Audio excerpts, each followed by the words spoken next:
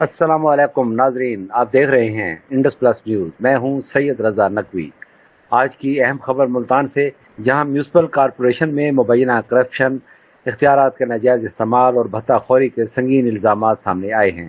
تفصیلات کے مطابق assistant superintendent scale 12 Rao Rafi پر سرکاری احکامات کو ذاتی آمدن کا ذریعہ بنانے کا الزام عائد کیا گیا ہے۔ ذرائع کے مطابق ملتان شہر میں قائم تقریباً 300 بھینسوں کے باڑوں کو شہر سے باہر منتقل کرنے کے حکومتی منصوبے میں مبینہ طور پر بڑے پیمانے پر مالی بے ضابطگیاں کی گئی۔ الزام ہے کہ راؤ رفیع نے باڑوں کی منتقلی کے نام پر لاکھوں روپے وصول کیے، جبکہ میونسپل کارپوریشن کے بعض سینئر افسران بھی اس مبینہ کرپشن میں شریک رہے۔ پنجاب حکومت نے پنجاب سینیٹیشن اور جھونپڑی باڑہ منتقلی ایکٹ 2025 کے تحت شہری علاقوں سے مویشیوں کے باڑوں کو منتقل کرنے کے احکامات جاری کیے تھے تاکہ شہریوں کو صاف اور صحت مند بنایا جا سکے۔ تاہم الزامات کے مطابق اس منصوبے کو مبینہ طور پر ذاتی مفادات کے لیے استعمال کیا گیا۔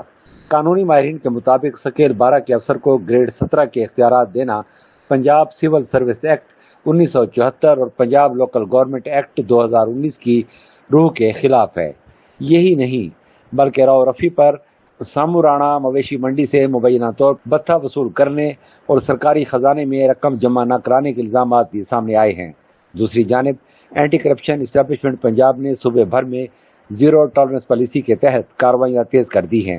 حالیہ کارروائیوں میں گریڈ 17، 18 اور 19 کے افسران سمیت 253 افراد کو گرفتار کیا جا چکا ہے۔ ملتان میں بھی اینٹی کرپشن حکام نے میونسپل کارپوریشن سے متعلق کیس میں 8 افراد کے خلاف کارروائی کی ہے۔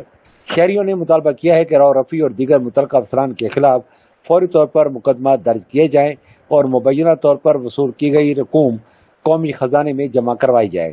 جبکہ راؤ رفیع سے موقف لینے کی کوشش کی گئی تو انہوں نے کسی بھی قسم کے تبصرے سے گریز کیا۔